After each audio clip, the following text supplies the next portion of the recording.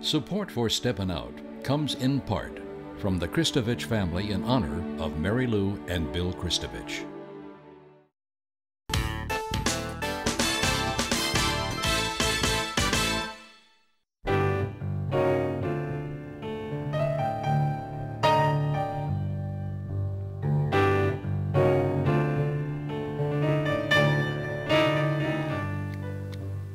Good evening, I'm Peggy Scott Laborde and welcome to Steppin Out, spotlighting the New Orleans area's arts and entertainment scene.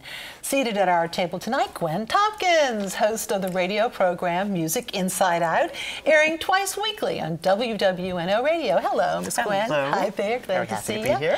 Absolutely. Poppy Tooker, host of the radio program Louisiana Eats. This radio program, babes, right next to me, I'm telling you. Weekly show, of course, on WWNO as well. Great to see you again. Making his Steppin Out debut, Pierre Villery, investment banker and coordinator of the Villery Family 300 Symposium coming up at the Historic New Orleans Collection. Welcome, sir. Thank you, Peggy. So glad to see you. And Alan Mason of theatercriticism.com. And later on, though, we'll have a performance and visit with actor and visual artist Jose Torres Tama. First up, Poppy. Well, you know what time it is. It's time for Oktoberfest. And we're going to start off this year's Oktoberfest with Chalktoberfest, which this is the second year, I believe, and it benefits the Link Strajewski Foundation, which, of course, does great work to nourish and educate and empower the youth of New Orleans. So this is happening now this year. They've done it before over at Cochon, but now they're moving to NOLA Brewing Company, which, of course, is on Chapatoulas Street, and they're going to have all sorts of Oktoberfest-inspired foods. What's really cool is that they're former chefs from Cochon Butcher, Bao and Noodle, Piece of Meat, and Company Burger. They will all be there serving dishes, and the doors open at 4. There's live music. It's a great event with children, and everything will go to benefit the Link Strajewski Foundation. Oktoberfest. Well, let's see. That means it's time to go to the Deutsches House again. The new Deutsches House. Of course, that's this weekend, next weekend, and the following weekend, right there on Moss Street. Chicken dancing, all that fun stuff. But I'll tell you, one of my favorite places to celebrate Oktoberfest is at Middendorf's, because nobody knows how to cook German food quite like that Horst Pfeiffer. And so every Wednesday and Thursday, all the way through November 11th and 12th, he has a changing menu, delicious things. Sauerbraten, Wiener Schnitzel, something I have no idea how to pronounce it, a stuffed veal shoulder with wild mushroom, onions, and fresh herbs with roasted garlic and horseradish mashed potatoes and beer sauce. I want that. And the desserts alternate weekly between apple strudel and black forest cake. And so enough for Oktoberfest for today. We're going to look to the end of the month, my favorite time of year. It's Halloween.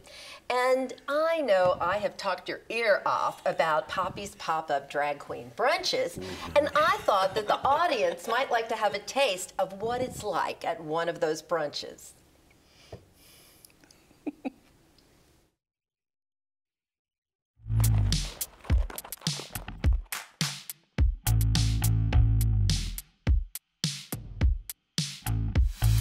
How is it going to go today? We have got a lineup of talent, all local New Orleans, and we are bringing you the top of the top, the cream de la cream. The money for the drag queen brunch goes directly to Food for Friends, and that money helps people living with HIV and AIDS and also cancer have home-delivered meals delivered right to their door. It used to be a way to be more myself and just to be more artistic, but now I use the name I've built to raise money. I do fundraising and I do benefit shows like this, so the best part is being able to help those in need. That was quite a performance that you put on. Stop, thank you. A lot of very daring athletics. I don't know how you do it. I did a knee drop. And in those heels, how do you do it in those heels? I feel like I ripped my tights in the process, but it's okay, it was all worth it. What is your favorite drag queen breakfast? Oh my gosh, it's gotta be frittata. Frittata. Frittata, vegetable frittata. Steak and eggs, bacon. Bacon! You're Just bringing a home pile the of bacon. Yes. I didn't eat breakfast. I only had a cup of coffee. I didn't eat anything today. Oh, well. This was probably one of the best drag brunches we've ever had. The love in the room was phenomenal. It's just a great experience, and we hope to continue these well into the future.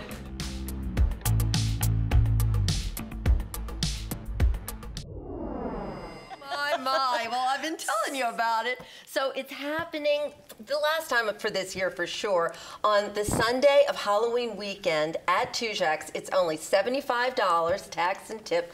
The menu absolutely rocks, and of course, bottomless mimosas. And kudos to Jonathan Evans for that wonderful montage. And Marion Gay, thank you. Yeah, thanks. Great job, guys.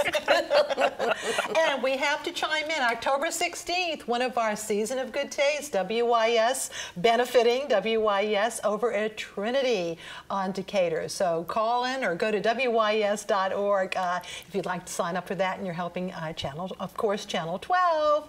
So we're so excited because we've got Miss Gwen with a music-filled next few days. Absolutely. This is a very good week, actually, for music, and if I could do a knee drop for you right now, I would. But if this, if you're interested in music this weekend, and if it's Saturday, then a good place to go would be Snug Harbor, actually, because there's going to be kind of an unusual and very interesting event. It's going to be the Dueling Evans. This is Evan Christopher and the Evan Arnson Quartet. Actually, it's a quintet, the Evan Arnson Quintet. They're both clarinetists. Each man is not from New Orleans, but grew up learning New Orleans traditional jazz.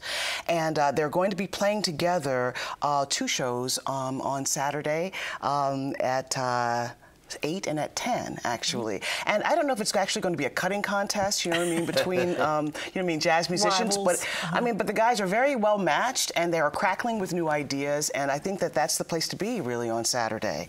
Also, coming up this Wednesday, there's a lot going on.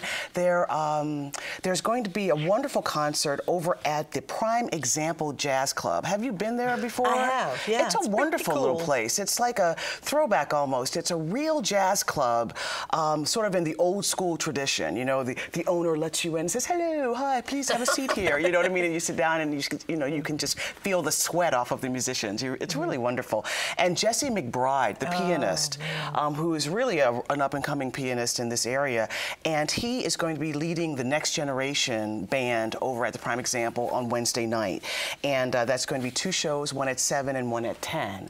And Jesse Mcbride is actually from Texas, but he was schooled here in music in New Orleans, and Harold Batiste, the great Harold Batiste, was his mentor. He has all of Harold Batiste's entire music collection, actually. Wow. Yeah, and his piano. So it's actually quite beautiful to go to his house and you see dueling pianos in his living room. There's also on Wednesday night over at the Pavilion of the Two Sisters at City Park near the Botanical Garden. There's going to be a fundraiser, and this is going to be a wonderful Motown evening. That's been planned to be a tribute for the St. Jude Community Center. They do so much. Yeah. They do wonderful work, and they've done wonderful work forever. And I'm hoping that they will continue to do wonderful work forever because they're there when people really need them. And Escalade. Yes, Ooh. Yes, exactly. They're bouncing around, they know what to do. That's right, the Escalade Show Band, and it's going to be a Motown tribute, but also a tribute to Aretha Franklin, who was never on the Motown label, but of course is very much associated with Detroit, and was great friends with all the people there, especially Smokey Robinson, and so I think it's going to be wonderful. I really do. And then Mr. John Rankin the next day. Yes, that's right. The very next day, you can almost keep your seat actually at the Pavilion of the Two Sisters because the very next day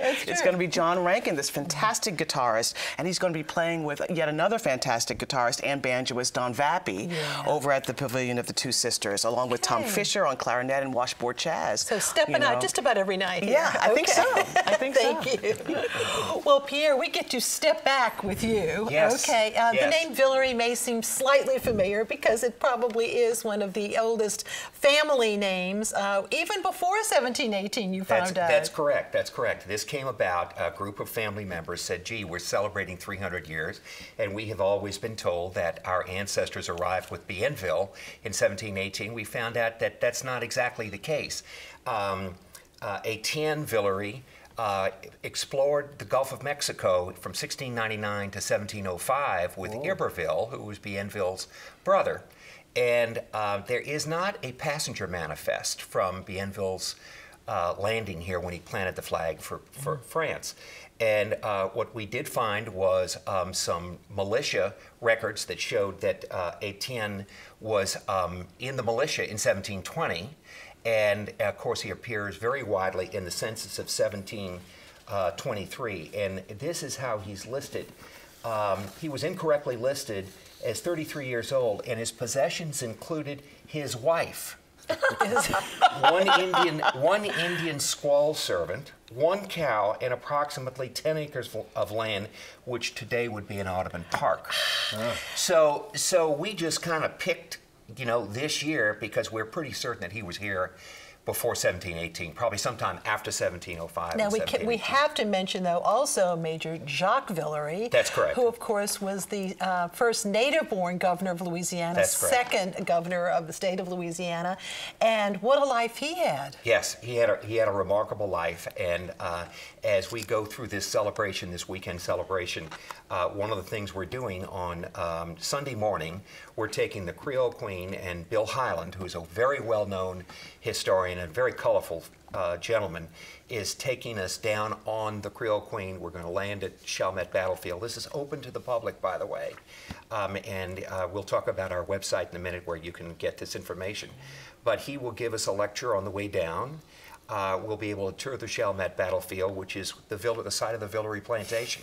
And when the British came up the river in December of 1814, they encamped at at the time he was General Villery's house, captured the house. His son, Gabriel, jumped out of a window, escaped a volley of musket fire, rode his horse to Andrew Jackson's quarters in the Cabildo, and told Jackson that the British had arrived. So, and then he became, celebrated for his role. He led the militia, the Louisiana militia, in that, I guess it was the New Orleans militia, as part of Jackson's defense of the city.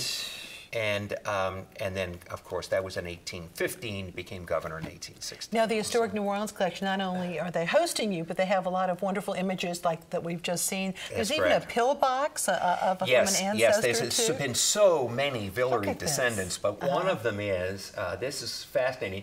If you're familiar, if you're ever walking on Esplanade, go to the corner of, this would be the Marigny side of the corner of Rampart and Esplanade, and there is in one of those tile that says Villery Pharmacy. Oh, wow. And then Canal Villery, that was also another ancestor? No. That's my father used to say, oh, that's good old Uncle Canal. Are you related to Canal Villery? Was there any connection to the Villery? The first store, and I think we saw the image, the first store was on the corner of Canal and Villery. Oh, and Villery. And Villery had already been named for the governor. So let's details, though. Yeah. That's a wonderful New Orleans trivia thing, though. Okay, so October the 20th. October 20th. Website you can go to for all the details, and it is open to the public, but seating is limited. Yeah, that's right. That's right. We have a few seats left. You can go to the Historic New Orleans Collections website, or you can go to our family website, which is Villery300.com, and we will have registration there for not only the symposium on Saturday morning, but a tour of the Cabildo Saturday afternoon, the riverboat trip on Sunday, and then a visit to the Herman Grima house to see French Creole life in the 1800s. Well, congratulations. Thank I know you. it's been a lot of hard work, and you've been working on it a long time. And New Orleans Magazine's quiz queen, Julia Street, has a question for us. Last time, Liz Earhart gave us the names of 4 area festivals that are named after food and the communities they're located in. All righty. Alligator Fest in Luling, Strawberry Fest in Ponchatoula, the Crawfish Fest in Brobridge, and the Tomato Festival in Chalmette. Now tonight's question. This is a good one.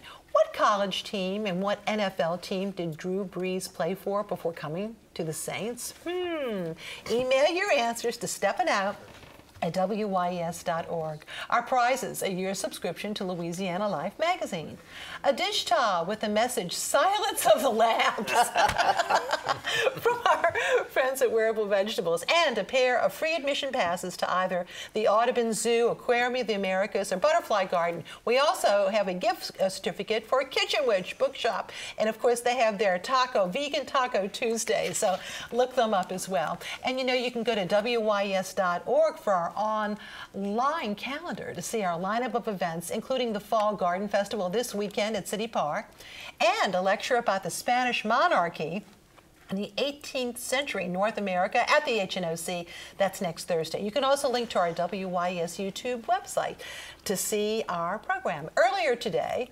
performance and visual artist Jose Torres visited our studios to talk about an exhibit of his artwork, as well as perform a scene from his one-man show. We are so delighted to once again have Jose Torres. He's a regular with us, originally from Ecuador, came to New Orleans in 1984 for the fair, former street performer, but these days very much an author, of course, visual artist and performing artist. And the visual and performing are coming together this weekend, aren't they? Yes, Hard Living at Big Easy, Immigrants, the Rebirth of New Orleans. I'm so deeply grateful for the UNO St. Claude Avenue Gallery and Dr. Cheryl Hayes, who invited me 3 years ago to develop this body of work that's been in progress for 5 years. And this is my first solo of a new body of work since the Ogden Museum solo in 2008 on the Free People of Color. So you can imagine the excitement. And this Saturday is the closing event. And you've got something planned. Yes, I'm going to offer a gallery talk on the development of the work, the fact that it honors the Latin American immigrant community, the Congreso de Jornaleros, the Congress of Day Laborers. It's inspired by the photographs, and I'm going to offer a performance. So I'll offer a gallery talk. It begins from 3 to 5 p.m., right? And I'll offer a performance of what you saw with the piece called No Guacamole for Immigrant Haters. And around what time will that be, approximately? So the event begins at 3. I will be performing right around 4. Okay, well, great. Well, we're so excited for that, and of course, always so appreciative for Latin American, our community members, and how they really helped save New Orleans after the storm, that's for sure. But now you're going to perform for us a little bit of that show. Absolutely. Take it away. Thank you, Jose. Thank you. Ooh, ladies and gentlemen, damas y caballeros, enchiladas y burritos, se habla español aquí. Do not be afraid of the Spanish language because tostitos are here to stay. In fact, we are new and improved, fat-free, and good for the economy. So if you're bilingually challenged, sharpen your ears, awake your subconscious, and adjust your philosophical seatbelts. Because it's still early in the new millennium of the 21st century. Así que America, as in Central and South America as well. And here in the United States of Amnesia, in North America, America, wake up and smell the café con leche. Because we are everywhere you want to be, doing what we do best to get a piece of the rock. Aroo! I went down to St. James Infirmary, saw my caramel brown baby there. She was an undocumented immigrant worker. She had cleaned out the Superdome and Convention Center, but nobody was there to cry for her. Sin papeles, se murió trabajando por una miseria de dólares, su sudor y su sangre regalando. She was living in a parallel universe, in a bizarre science fiction reality, ubiquitous and invisible simultaneously, reconstructing the city that Kerr and Bush forgot. But like much of her brown Latino family, her pain and suffering doesn't mean a lot to the likes of you and gringos generally. Era una mujer mestiza invisible. I went down to St. James Infirmary, my body overcome by grief, but I am here to tell her story. And those are my brown paperback people, because it's my destiny. Green, I feel a little alien green, extraterrestrial green, my favorite Martian green, supposedly the older green card, undocumented green, distrustful snake green. Since the pilgrims arrived without papers, why were they not deported? Ooh, in my universe, there's no guacamole for immigrant haters. Aroo! Take that. to the bank. Baby, darling, boo, hoo, you. Wow. A reminder that the closing event for Jose's exhibit at the UNO St. Cloud Gallery is tomorrow. Admission is free. Now it's time for our Artist Spotlight. Tonight we're showcasing the artwork of William B. Crowell. We have here the American sector, and this one is entitled Happy Hour at Manning's All Bars. It's so interesting. An opening reception for this new exhibit, One More for the Road, is tomorrow night at Gallery 600 Julia on Julia Street. The exhibit runs until the end of October. By the way, Gallery 600 Julia is one of the many art galleries participating in this year's Art for Art's Sake. Visit cacno.org to see a list of participating galleries, including travel sketchbooks by Francoise Gillot at Mcbride Gallery on Julia. We also want to show two works of art that are featured in the New Orleans Art Association's 22nd annual national show. That's tomorrow night at the New Orleans Academy of Fine Arts, right there on Magazine Street. And special thanks to Ozokles Ozos for his support of that event. Now, Alan. Well, I'd like to announce the arrival of this edition of Source, the best of the Crescent City Jewish News. It's out all on Jewish philanthropy. We also have stories on the newest cantor at Turo and the new rabbi at Gates of Prayer, as well as a feature on Sandy Levy. I hope people will pick one up when they can come over to WYS and pick one up. Meanwhile, last night I was able to check out a brand new play featuring a brand new director. It's a new professor, and her name is Calo Gao. She is at the faculty, if you will, of University of New Orleans. She hails from British Columbia and recently had come in from there, but she also lived many years in Ontario.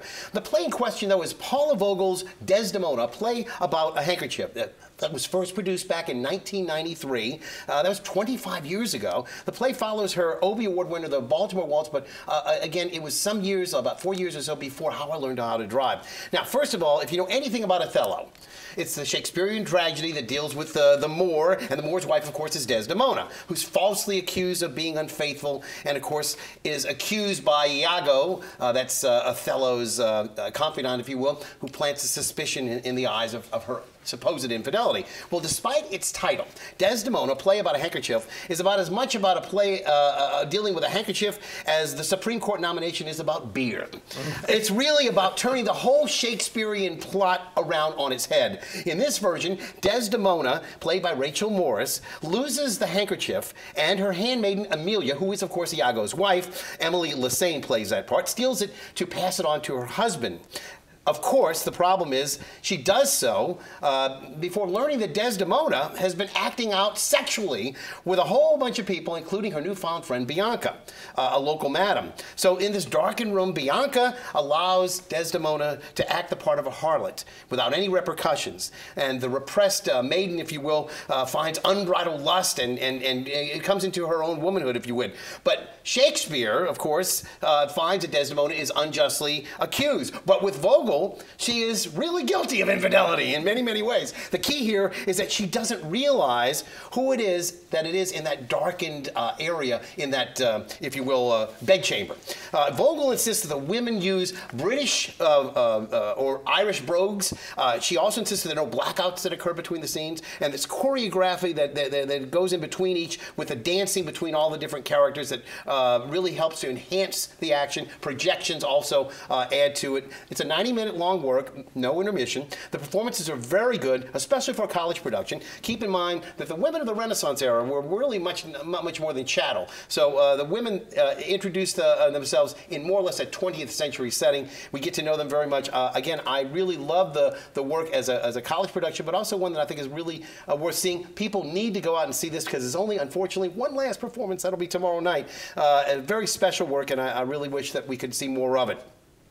Also opening this weekend and playing for the next 3 weekends is Satchmo at the Waldorf. I know that would do you well, Gwen. I know you love Louis Armstrong. This is a one-man play starring Barry Shabaka Henley, a veteran of films like The Terminal, Rush Hour, Patch Adams, and Carrie. He also, by the way, will be featured in the screen version, the latest one, of A Star Is Born that opens on screens this weekend, featuring Lady Gaga and Bradley Cooper. So I'll be seeing and reviewing that show next week, but it's directed by Maxwell Williams and recounts recounts the life, of course, of our own Satchmo, and it uses a number of candid interviews that he conducted later in his life. So again, I hope that you will get to choose that one as well. It plays through to the 21st at Le Petit.